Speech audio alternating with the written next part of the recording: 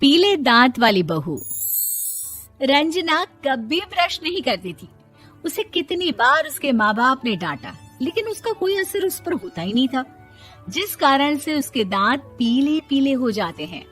शादी के बाद अरे बहू, वैसे तो तुझ में कोई कमी नहीं है, पर तेरे दांत इतने पीले कैसे हैं बेटा?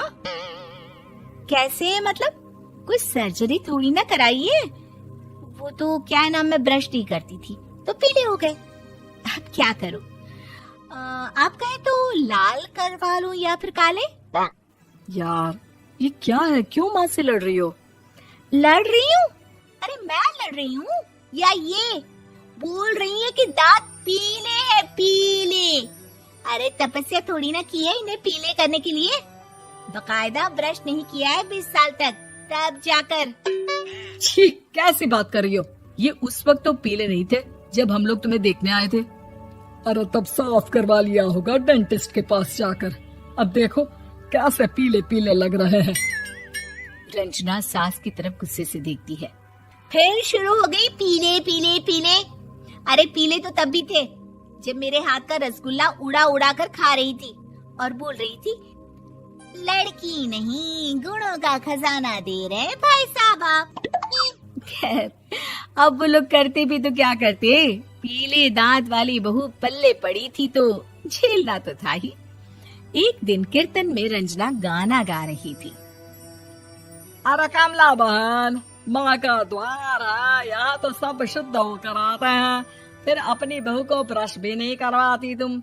दूर से पीले पीले दांत भक्ति में बाधा उत्पन्न कर रहे हैं। अरे कोई 2 साल की बच्ची थोड़ी ना लेकर आई हूँ मैं बहू बनाकर।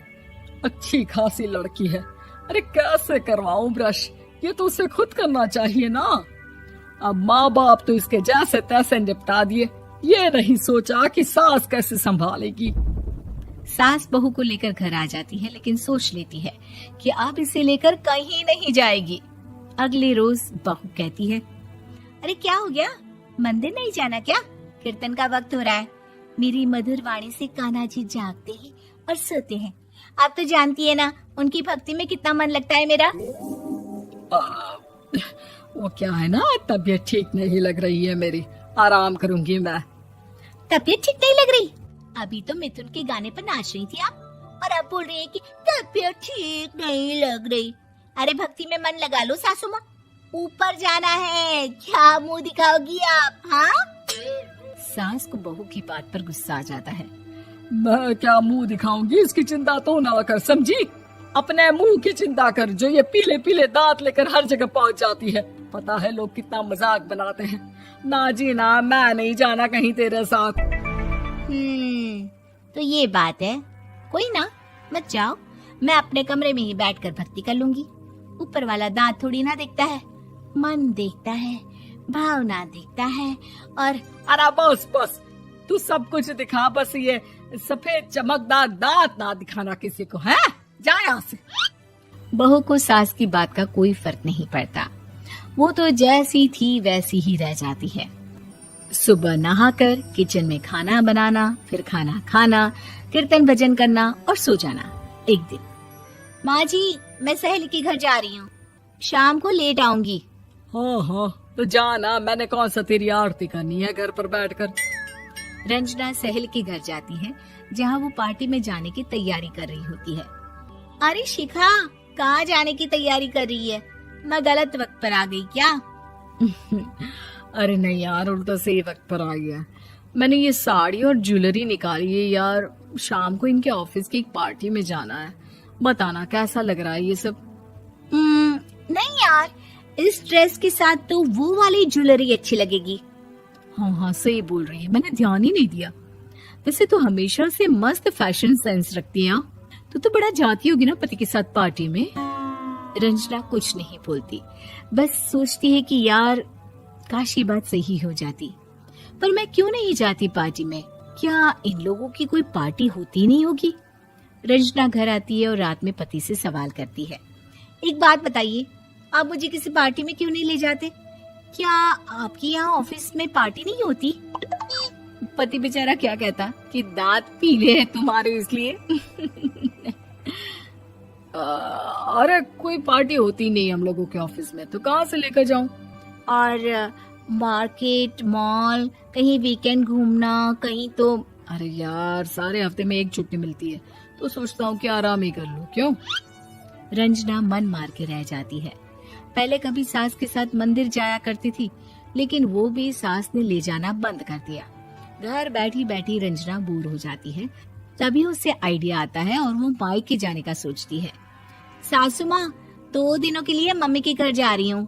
अच्छा अच्छा, ठीक है, आराम से जा। और हाँ, माँ से कुछ अच्छी आदत सीख कर आना कि कैसे शरीर के हर भाग की तरह दांतों की सफाई भी जरूरी होती है, समझी? शुरू हो गई ना आप। वो लोग आपकी तरह नहीं है कि छोटी छोटी बात का बतंगड़ बना दे।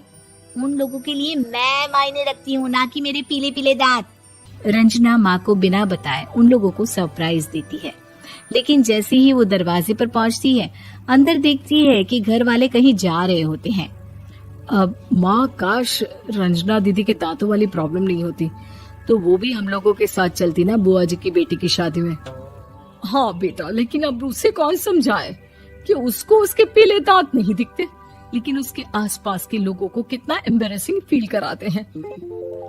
मुझे तो कितनी बार उसके स्कूल की टीचर ने शिकायत की कि उसके साथ कोई लड़की बैठना भी नहीं चाहती, और ना ही कॉलेज में कोई उससे बात करना चाहता था।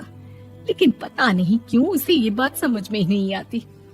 कोई कमी नहीं है उस लड़की में, बस यही कि दांत पीले हैं। वो तो भला हो जीजा जी और उनकी माँ का, जो दीदी को जैसी है वैसे ही रखा हुआ है। रंजना को अपने घर वालों की बात सुनकर बहुत दुख होता है। वो सोचती है कि वो क्या करे, लेकिन फिर वो सीधा डेंटिस्ट के पास जाती है, अपने दांत चमकाती है और कसम खाती है कि वो रोज ब्रश करेगी। अरे क्या हो गया? तुम तो 2 दिनों के लिए गई थी ना, पर कोई ना, अच्छा है, चलो आ गई तो। रंजना सास के सामने आकर खड़ी हो जाती है और पूरी स्माइल करती है, उसके चमकदार दांतों को दिखाती हुई। हैं? चले मंदिर। माँ, मुझे माफ कर दीजिए, मैंने आप लोगों को बहुत एम्बैरेसिंग फील करवाया। मैं आज से रोज ब्रश करूंगी।